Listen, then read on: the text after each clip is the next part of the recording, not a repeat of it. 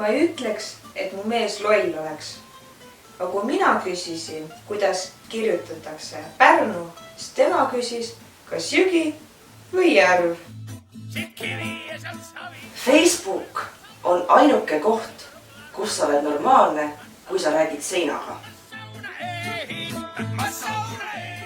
Kivine põld ja kondine naine lõhuvad hea riista ära. Tead, Liisu, ma usun nüüd arste. Oho, kus siis nüüd nii?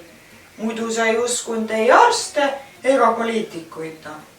Tead, kui ma seal haigemajas lebasin, siis ütles mulle arst, et paneb mind jalgele 2 nädalaga. Ja tead, ta ei valetanudki. Ma pidin oma auto maha müüma, et raviarveid tasuda.